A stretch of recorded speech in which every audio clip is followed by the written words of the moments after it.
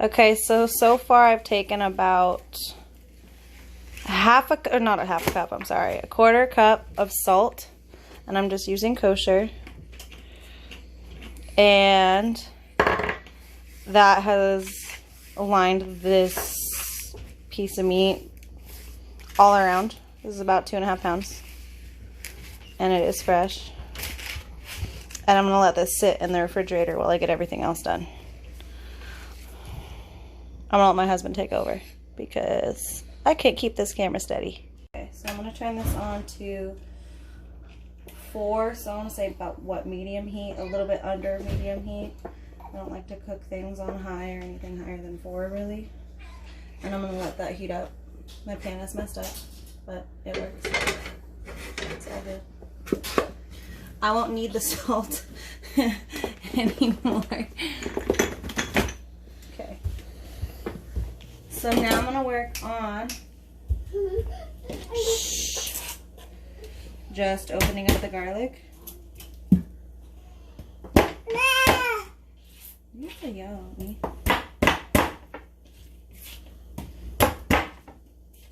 I'm just gonna mince it, but I can't on this cutting board. It's weird. I usually have it on here, but since it's flat, I think I'm gonna do this.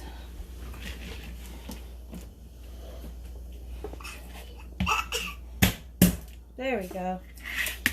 Okay. We can edit this part out.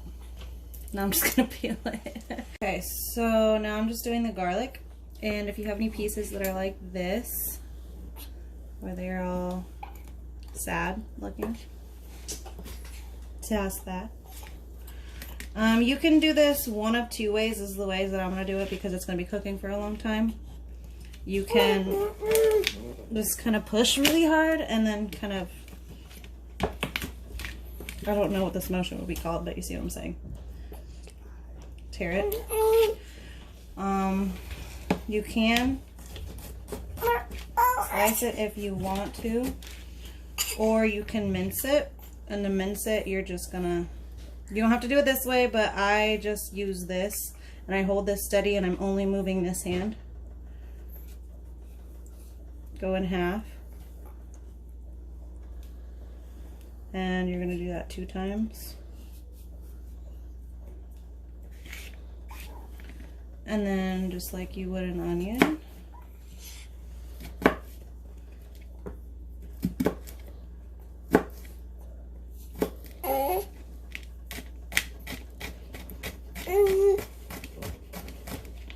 Mince. Mince. It's not perfect by any means, but it looks decent. I'll accept that. That's fine. So now I'm gonna do the onion, and you're just gonna take this part off. This is the flaky part, not the hairy part. And you're gonna take that off. And since I'm gonna dice it, I'm gonna cut it in half again. And then I'm gonna peel it.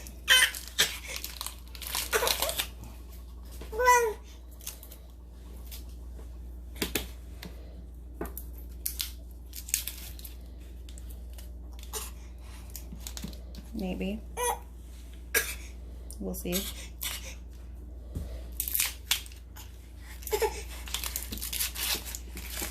Okay. Bam. And we're going to do the same thing that we just did with the garlic that you're going to do with the onion. Boom. Boom. I need to sharpen my knives.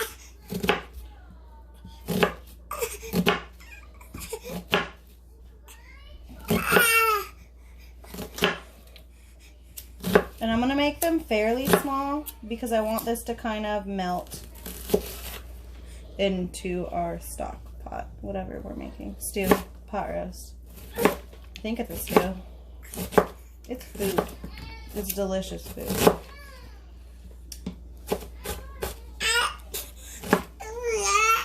That's it. I'm going to take a good oil. This one's my favorite. It's got a high smoke point. Grape seed. And I'm gonna put it in my pot. About there. Should be alright. All I'm trying to do is sweat these a little bit because they're gonna cook out anyway. And I'm gonna start with onions. You swirl it around until it starts to turn like water instead of oil.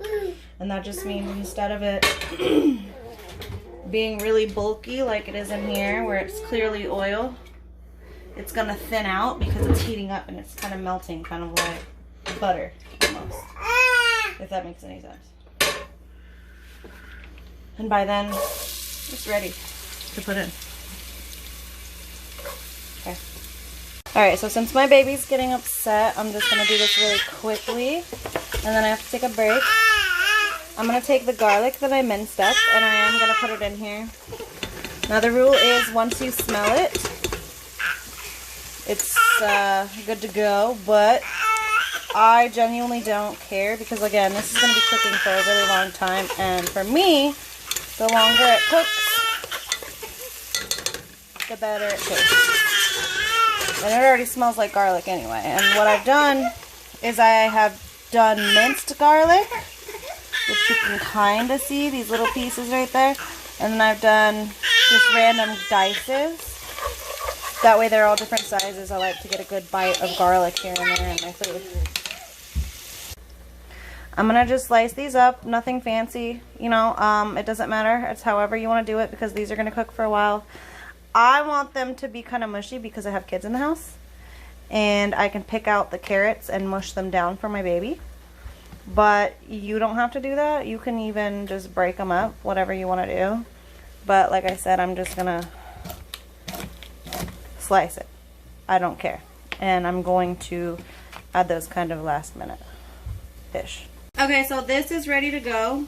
I was going to put it in the fridge, but being that I'm going to use it right now, I just didn't, and I don't have the room. So I let it sit out, and you're supposed to do that with your beef anyway. I'm not browning it. I'm not doing anything like that because I don't want it browned, but that's just me. In a different circumstance, maybe I would brown it, then I would get it to room temperature and then dry it off, but I'm not going to today, like I said. So I'm just going to, let a good stir real quick. I'm just going to put it in the pan. And that's it. And if you look, this should fit in the pan pretty decently. This is a 2.5 pound chuck. I don't want to get stew meat because this fat right here is going to flavor a lot of the food. And I want that. Now normally I would be adding potatoes, yellow or gold, whatever they're called, in particular, because those are my favorite. But we have mashed potatoes left over from last night, and I'm going to use those up instead. We on a budget. This is basic apple cider. It's really nothing special. I am going to put literally just a tad. It doesn't really add much for me in terms of flavor, but in my opinion, every time I use it, I always have super tender and, I hate using this word, but moist meat. And it always works, so I do it.